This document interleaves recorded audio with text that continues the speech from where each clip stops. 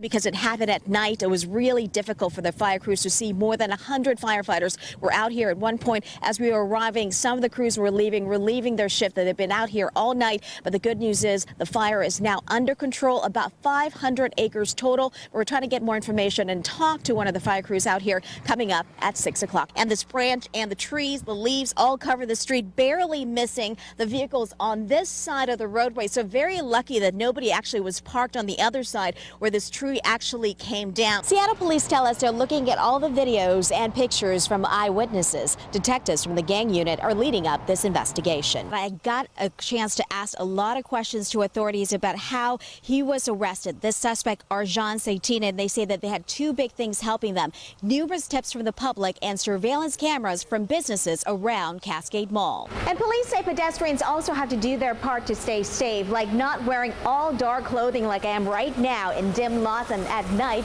and also watch where you're going, not just look at your cell phone. Holding up your cell phone or touching it while you're driving, that's going to be breaking the law. And the point is to get drivers to pay attention to the road while they're driving. And when it comes to life vests like this one, make sure you get the right size so it fits. And then safety experts say take lessons when it comes to boating or kayaking. Make sure you stay safe, especially for your children.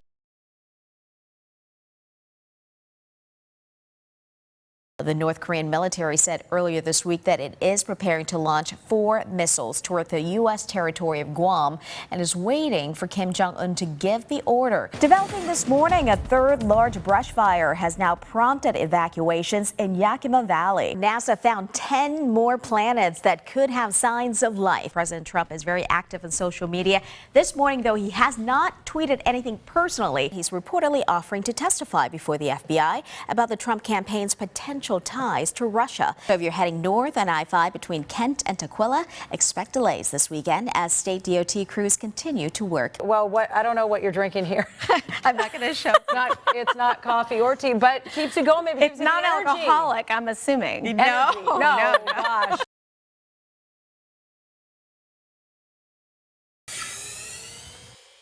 In a video you'll only see on Cairo 7, a woman with short dark hair was seen riding her bike towards an abandoned home on State Avenue in Marysville on Wednesday afternoon. She hung out by the back door, briefly went inside, then ran out and took off on her bike.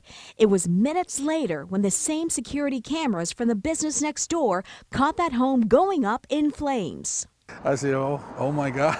Eddie Herrera with Furniture World was the person who called 911 after customers alerted him to the fire.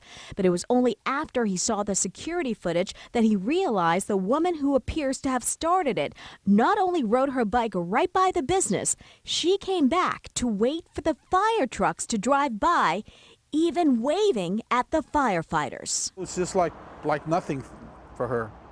You know, that's the first time I've ever seen that. About 90 minutes after this fire, investigators located Jacqueline Semecki at one of the 4 other fires they believe she also set that same day. She faced the judge today and is now behind bars on a $25,000 bail on a separate charge. Marysville police told me they're still looking at evidence, including here at this house, to charge her in these fires. Neighbors say there have been at least 3 fires on this property since it was left vacant, but this latest one destroyed the house. The flames were getting too close. Herrera says he hopes the city will now permanently tear down this property and that the person who burned it down will get the help she needs. In Marysville, Patranya Bhoolsuwan, Cairo 7 News. I was like, no, Lord, not now, not here, or I was like so terrified.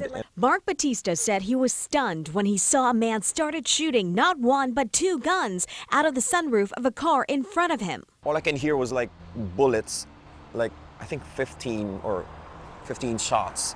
The picture is from the dash cam of the rideshare vehicle Batista was riding in on Rainier Avenue on Monday night. He also took cell phone video of the damage on the car by a bullet that was bouncing up towards his passenger seat. I was just inches away from death or something. It was a close call. Another eyewitness gave Cairo 7 this surveillance video showing a green Chrysler leaving the scene. Today, we can still see bullet marks on several businesses in this neighborhood. I came outside and my car was all shot at. Elisa Kemp was having dinner when the shooting happened. She came out to see her tires had been hit by a bullet. Some people in the restaurant said they actually saw them hanging out of the car with big guns and stuff like that, so it was really scary. For Batista, who's also an actor performing in the Here Lies Love musical at the Seattle Rep Theater, he says what happened to him I've never experienced something like this. was more dramatic and emotional than anything he's seen on stage. I am thankful that I'm alive, and that I'm thankful that no one got hurt. Seattle police tell us they're looking at all the videos and pictures from eyewitnesses. Detectives from the gang unit are leading up this investigation. In Columbia City, Patranya Bhoolsuwan, Cairo 7 News. 1, 2, and a 3. You good? Yep, kind of. King County Sheriff Sergeant Wing Wu is standing on his own 2 feet, even walking with help a few steps at a time. Left foot, right foot. Something he was told by doctors a year ago may never happen again. It's amazing how far he's come I'm since proud of where him, he was. You know, he saved me and he continues to work with me. 15-year-old Anthony Wu was the one who pulled his father out of the water after a giant wave knocked him to the bottom of the ocean during a family vacation in Maui. It hit me, it rolled me, got knocked unconscious. Wu said he didn't remember that or how he was flown on a medic flight back to Seattle days later. That trip was made possible by more than $100,000 raised by family, friends, and strangers. Cairo 7 was there with his fellow officers as the plane landed at Renton Airport last year.